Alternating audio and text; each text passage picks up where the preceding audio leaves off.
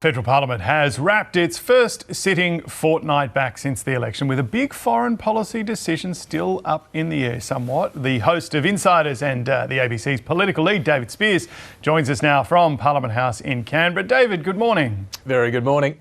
Palestinian recognition. France has moved, the UK's moved. Yesterday on our show, the Canadian Prime Minister announced while we're on air. How soon is Australia going to be joining them? There's a couple of ministers now saying it's not a matter of if, it's just a matter of when. Yeah, and that's notable that the government itself is saying that this is a matter of when, not if. So it's clear the direction that we're heading in. I won't be surprised if this does happen at the UN General Assembly next month, which is where the French, the British, the Canadian leaders have all said they're going to do it based on the various conditions they've laid out. I mean, Anthony Albanese hasn't made that commitment yet, but you wouldn't think he'd want to be the one standing there amongst those group of like-minded nations not making this step towards recognising a Palestinian state. The Prime Minister does have slightly different conditions, if we can put it that way, than some of the other leaders.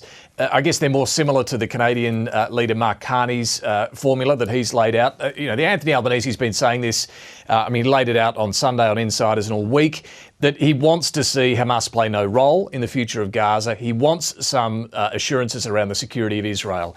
There's been some movement that he can point to, some encouraging signs from the Palestinian Authority in the West Bank, from other Arab states as well, but it's still not certain that the future of Gaza involves no Hamas. It's still not certain those security guarantees will be there for Israel. So it's a judgment call really for the Prime Minister as to when he does this. As I say, he doesn't want to be the first out of the blocks, but I don't think he wants to be the last either. So I won't be surprised if we do see some sort of announcement from the Prime Minister before that New York gathering at the UN in September, at the end of September, that he's going to do this as well. David, what's the mood within the Labor caucus on this? Is the PM under pressure internally? We've heard from Ed Husic, former minister. He's been quite outspoken. Yep. He was just on the show. What's going on within Labor itself? Yeah, Ed Husic, who you were just talking to, remains the only one in the caucus who's publicly saying that the government should do this now, that it shouldn't be waiting, that it should be doing what these others have done. At the same time, I think, Ed Husic is sounding pretty relaxed about where things are at, the direction things are heading in, and that this will happen at the UN General Assembly is, if that's the time frame, then I think he's sounding pretty comfortable with that. More broadly in the caucus, there is overwhelming support for the position that the Prime Minister's taking. And I think the journey that he's bringing Australia on, he doesn't want any Australians, I don't think, to be surprised when he does eventually get to this step. He's been building the case.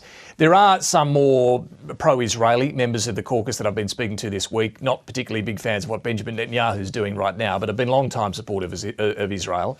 They're still worried about this just being a gesture recognising Palestine, that there need to be the sort of things Anthony Albanese is talking about here, real signs of progress, no Hamas, security for Israel and so on. But again, they're pretty comfortable with where Anthony Albanese is at on this, the approach that he's taken. In the cabinet amongst ministers I've spoken to from the left and the right factions, they're also pretty supportive. So, on this issue, which has been divisive within Labor in years gone by, right now, there's general ease, general comfort with how the Prime Minister's approaching this. Now, before we let you go, David, of course, the government has been keen to spruik its cost of living measures all week. Its legislation is getting through the parliament. What's the dynamic like in the new chamber with a big government majority and, of course, a much smaller opposition? Yeah, so they've just wrapped up their first sitting fortnight of this new parliament, James, and it is clear the Prime Minister's authority is there to see. The dominance Labor has in the parliament is very obvious. They're passing legislation, HECS and childcare. They got that through fairly easily. They're focused on trying to show they're delivering on their promises.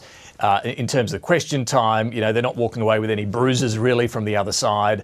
It's been interesting to watch the opposition. Clearly this was always going to be a very difficult period for the coalition after their heavy election defeat.